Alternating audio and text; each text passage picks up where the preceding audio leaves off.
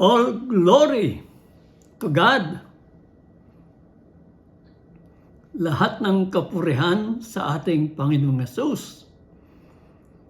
A God bless 45th, wow, 45th anniversary sa Christian House Church. Praise the Lord. At salamat sa biyaya at kapangyarihan ng Diyos na Kanyang ibinuhos sa inyo, kay Pastor Ray, sa family, sa buong leadership at membership ng Christian House Church. It is all by the grace of God.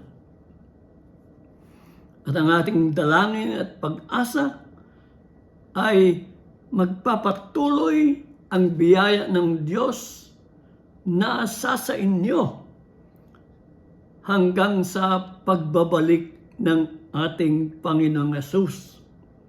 My prayer and hope is that God's grace and His Spirit will continue to be upon you until the second coming of the Lord Jesus Christ.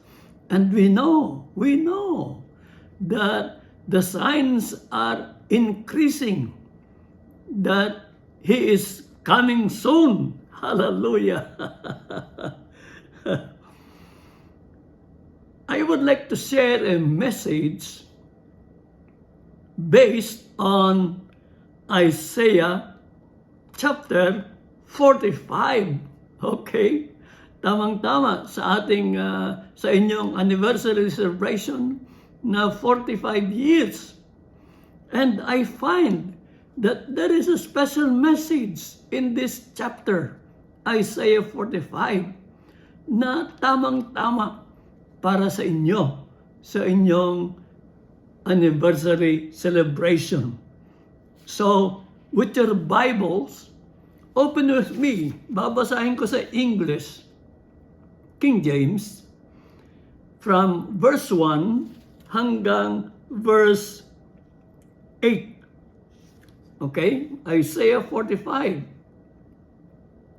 Thus saith the Lord to His anointed, to Cyrus, whose right hand I have holden, to subdue nations before him, and I will loose the loins of kings, to open before him the two-leaved gates, and the gates shall not be shut.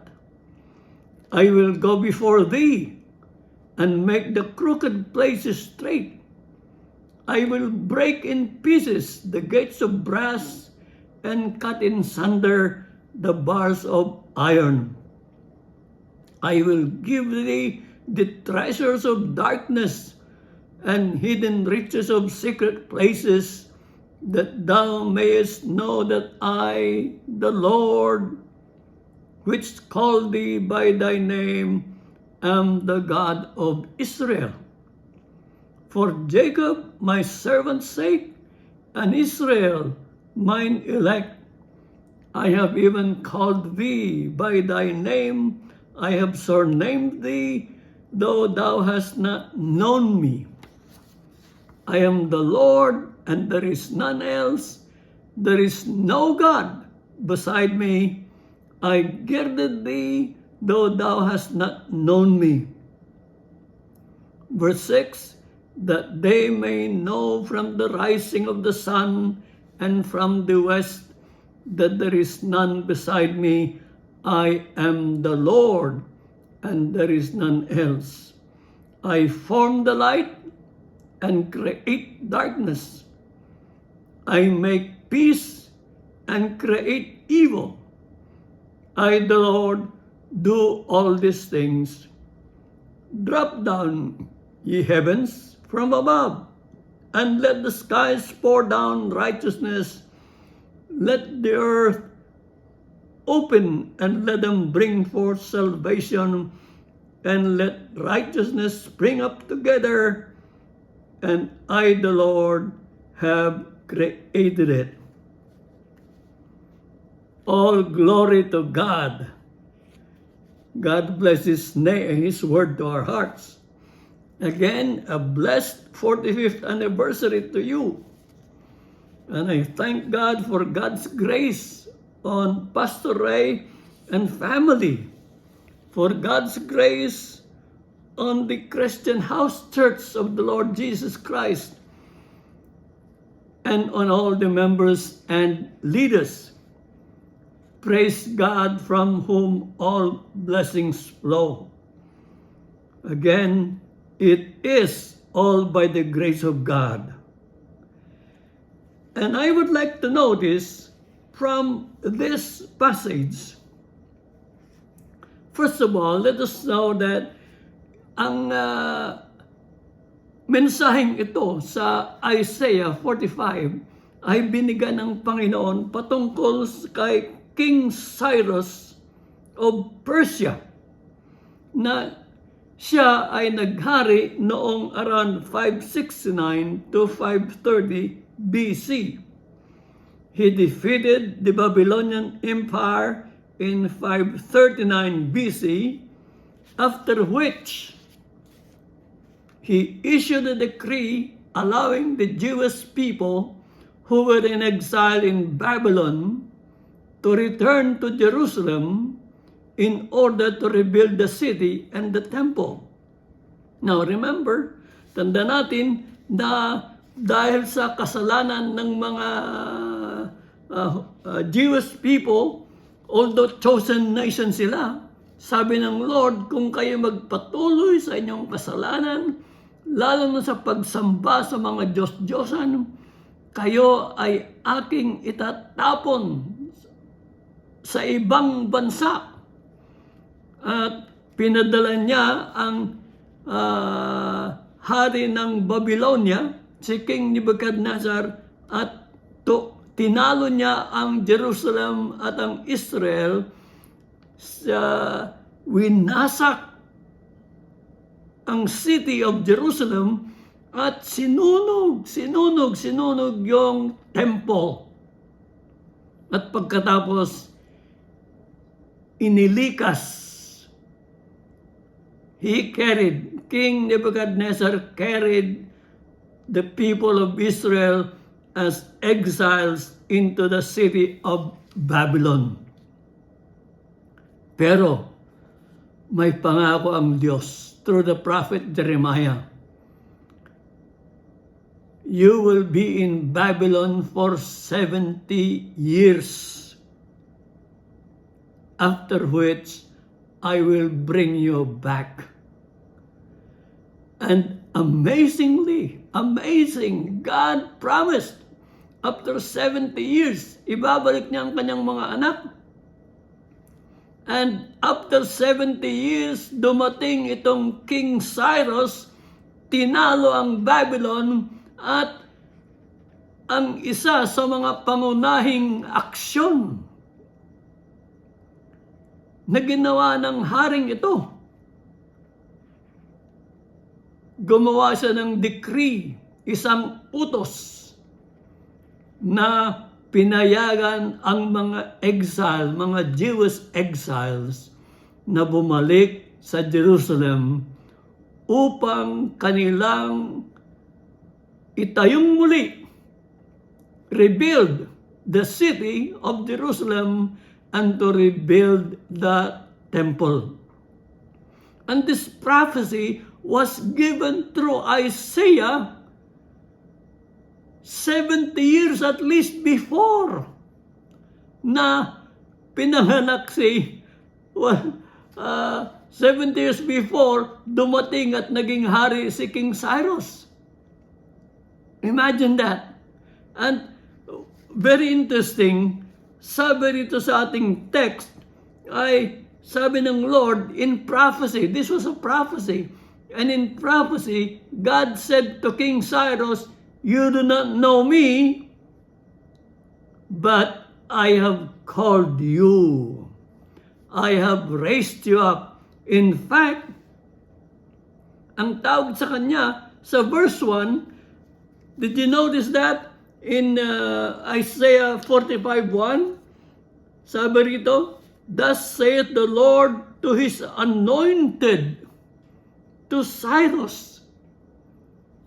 Tinawag si Cyrus na anointed. Alam ba nyo, yung salitang anointed ay the same word that is applied to Jesus Christ. The anointed one, the chosen one, the Messiah, the Christ. Kasi, ang sino mang pinili ng Diyos ay tinatawag na anointed by God.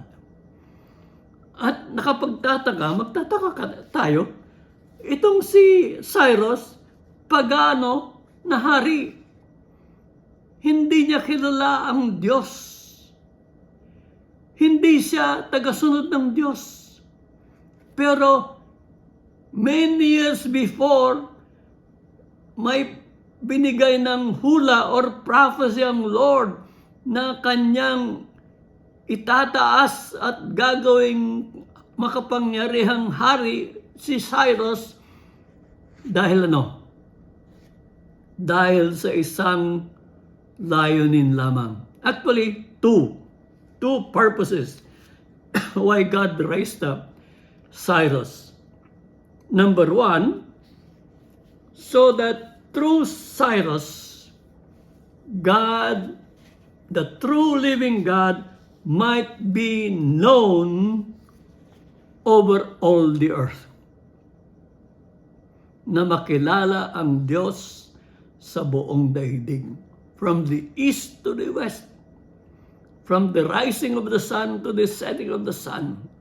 Sabi ng Lord, I have raised you up and I have given you victory over all the other kingdoms. First of all, so that through you, the world will know the true living God, the God of Israel. And secondly, in order that Cyrus will be the instrument of returning the people of Israel from their exile in Babylon back to their homeland in Jerusalem, in Judea, in the land of promise.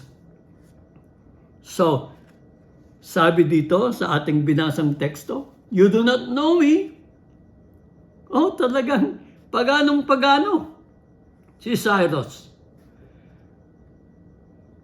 Pero pinili siya ng Diyos upang maging instrumento. Again, what purposes? Two. Number one, upang sa pamamagitan niya ay makilala ng daigdig kung sino ang tunay na Diyos na buhay. Pangalawa, upang kanyang maibalik ang mga exile, ang mga napatapon na mga anak ng Diyos, bayan ng Diyos, from Babylon back to their homeland in Israel, in Jerusalem, especially in building up, rebuilding the temple. Now, sabi ng Lord, dahil sa plano ko na gamitin kitang instrumento, bibigyan kita ng tagumpay sa lahat ng iyong pakikipagbaka sa lahat ng bansa. Sabi niya, I will open the gates for you, and no one can close their gates when you attack. And I will give you all the people and the treasures of the nations. Wow! I-bless siya. But remember, pagano siya. Hindi niya kilala ang Diyos. Pero naging kilala na ang Diyos. Ang sabi ng Jewish tradition ay noong dumating si Cyrus sa Babylon at tinalo niya ang Babylon, buhay pa rin si Prophet Daniel. At ipinakita ni Prophet Daniel kay King Cyrus at sinabi sa kanya, King Cyrus, do you know that God has a prophecy many years before about you? At pinabasa sa kanya yung prophecy ng Isaiah 45. At doon niya nakilala, doon siya nakakilala sa tunay na Diyos. At dahil doon, kinatok at God moved in the heart of King Cyrus and he issued a decree. At ang decree na iyan ay nakasulat, for example, in the first chapter of Ezra. And in the last chapter, last 2 verses of the last chapter of the book of 2 Chronicles. We have no time to read that, but you read it. Kung paanong nagbigay ng decree si King Cyrus. Now, again, let me summarize. God used a pagan king. And God blessed him even before he came to know God. For what purpose? So that he will be used as instrument to make known to the whole world about the true and living God. And secondly, so that he will help in bringing back the exiles from Babylon back to Jerusalem. Now, ano ang application sa atin? And this is what I would like to share with you on your 45th anniversary. Alam ninyo, and I'm speaking to all of you, especially members of the house church of this Church of God, who have come to know Jesus through the ministry of this church. And this is the message. Alam ba ninyo na noong pang hindi pa kayo Kristiyano at hindi pa kayo nakakilala sa Panginoon at hindi pa kayo na-contact ng house church nila Pastor Ray at ng mga members ng Christian House Church na nauna sa inyo. Even before you became a Christian, God already chose you. Okay? Katulad ni Cyrus, bago pa man niya nakilala ang Diyos, pagano pa siya, God already chose him. At kayo rin. Before you became Christian, bago pa niyo nakilala ang Panginoong Yesus, kayo ay pinili na ng Diyos at dinala palapit kay Kristo, naging Kristiyano kayo, sumampalataya kayo sa Panginoong Yesus, at naging miyembro ng church na ito. Why? Also 2 purposes. Why are you a part of this church at this time? Why did God bring you here? Why did God bring everybody? Kayong lahat ng member ngayon ng church na ito, bakit kayo pinili ng Diyos at niligtas at ginawang member ng church dito? First purpose, upang kayo ay maging instrumento na makilala ng ibang mga tao kung sino ang tunay na Diyos. Just like God used Cyrus, so that through Cyrus, the whole world at that time will come to know the true and living God. At kayo rin, ang dahilan kung bakit kayo ay pinili ng Diyos at iniligtas at ginawang member ng church dito, ay upang gamitin kayo na maipahayag at maipakilala sa lahat ng inyong kapaligiran kung sino ang tunay na Diyos. At pangalawa, sa karanasan ni Cyrus, ginamit siya upang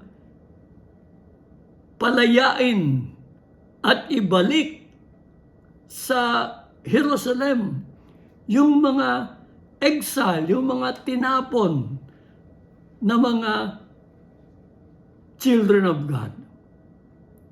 Kayo rin, gagamitin ng Lord upang yung mga alipin ni Satanas na hindi pa nakakakilala kay Kristo, sa pamamagitan ninyo, sila ay madala din patungo kay Kristo at maligtas sa pamamagitan niya.